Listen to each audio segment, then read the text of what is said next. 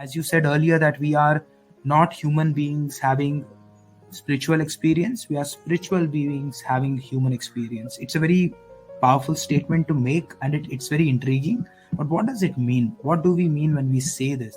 If those who believe in power higher than you, if those who believe that you have been here multiple times, if it is for those who believe about the energy which is bigger than you, the universe or God or whatever you may call it, we are all created in his image or its image, whatever. I mean, if it is just a light, we are just, it's like that ocean, all that drops of that ocean is also ocean, right? I mean, we just extracted that drop from that ocean, does not mean it is not that ocean. So that is how we were initially created. Over the period of time, we were given a superpower. Humans have got a superpower in 3D reality. We are in 3D reality. 3D, we have the superpower of free will.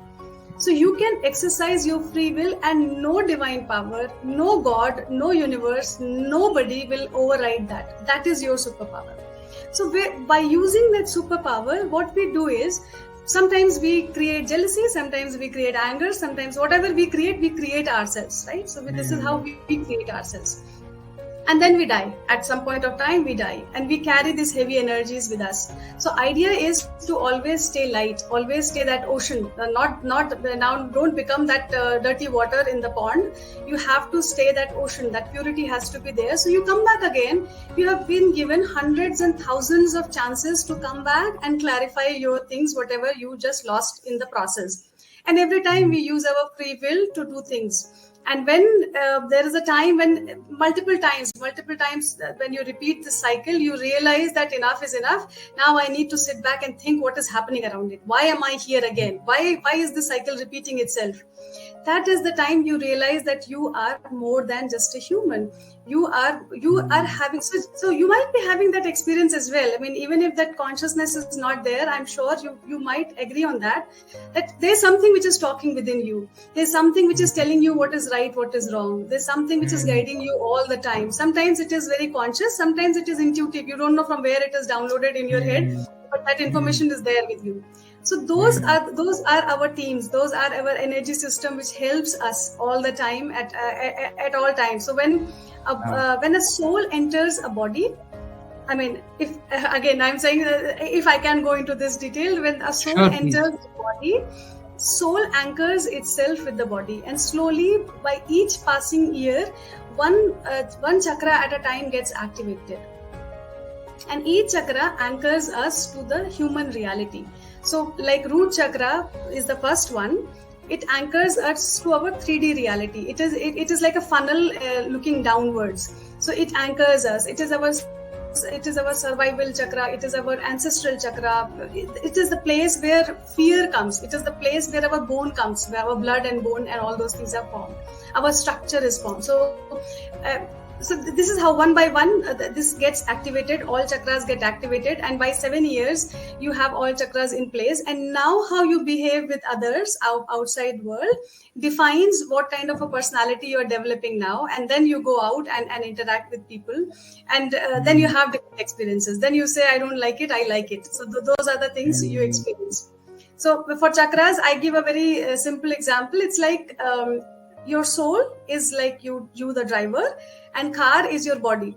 So when you sit in the car, you anchor yourself multiple places. One foot on the clutches, on the brake, and then you have something in your hand, something is staring in your one hand. Then you have eyes on the mirrors. So basically, you are anchoring at 7 places in the car. So like that, our soul has anchored itself in 7 places in our body, and those 7 places are these energy which we call chakras, and they define how we interact. We carry all information with us, and how we behave. That is how it is. I mean, at a deeper level, if I can explain.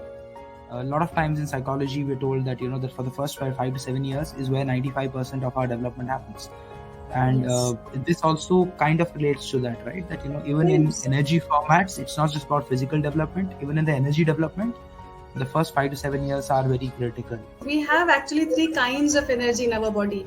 So we have physical energy, we have mental energy, and we have spiritual energy. All three integrated. It's a very complex system, if you say, because all three have to all the time work together to get the best out of it.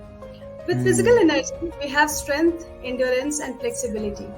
With mental energy, we have ability to focus, ability to retain information, ability to process information, right? That mental energy and emotional energy is for that purpose.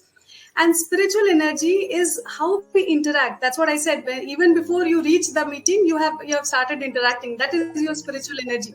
That is how you are interacting with the universe. That is where I think I will bring the ego aspect as well, because leadership is about ego as well. I mean, you that is where a lot of problem comes when you have that kind of an ego, right? So what is ego? Ego is nothing but your limited understanding of self. Why I say limited understanding? Because you are only understanding yourself through your position or your beauty or your looks or your intellect or your family or your riches. So that is a limited understanding. You're not that limited. You are a spiritual being. You have access to entire universe. You can actually, by sitting here, you can connect to any part of the universe. So why should you restrict yourself? When things are not moving according to what we want it should be, then we should trust the higher guidance as well sometimes and think that maybe there's something more for me. Why should I worry too much? Because we worry about position, because we worry about that recognition which we have, validation which we have, we don't allow other things to happen. We become like a forcing current. We force things. And if at all you have to leave that from your hand, you become restless, you become depressive, you become aggressive, hundreds of things. Again, you react from your own consciousness, how you are. A lot of times, and I have done it, and I've seen and spoken to people who also feel the same way, is that a lot of times we build our identity around our position or our title, which means who we are is suddenly not Prashant or Diksha or a son or a father or a brother or a mother or a daughter. It suddenly is, who is Prashant? He is a business coach. Who is Prashant? He is an author. Who is Prashant? He is a senior manager. Who is Prashant? He is a director. Who is Prashant? He is a CEO. So for us, that position becomes our identity. And if there is anything that threatens that identity, it's not just threatening that aspect of it. It's like it's threatening our being, because we have associated so closely with that position that nothing should threaten that position, because that is me. I'm nothing without the title of a senior director. I'm nothing without a title of a CEO. I'm nothing without a title of an author or a business coach or a manager or whatever, right? So we suddenly associate it. And it happens in personal life as well. There are a lot of people who take the title of being a son very seriously, where they try to do everything that is possible. They're literally on fire, where they're trying to give their best to their parents because they want to be the best son in the world, because that is the identity that they have. And similarly, a lot of times it happens as a father, as a son, in many areas of life. But when it comes to leadership, I definitely have seen it happening, that you get so associated with that title. And you very beautifully said that it's important for us to realize that, are we actually identifying with our ego as us? Has our ego and I become one? Is that who I am, or am I something beyond that? There is a physical side to me, there is a spiritual side to me, there is an emotional side to me. I'm not just that position, right? And detachment from that ego, as you rightly said, is death of that ego.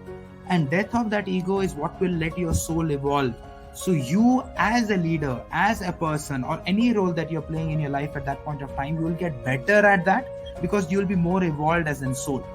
And coming back to your example that you gave earlier, now if soul is the driver who is actually putting those 7 anchors and driving the car, and if my soul feels more powerful, which means as a driver, if I am more empowered, more skillful, I can drive better. And the death of an ego causes me to become a better driver.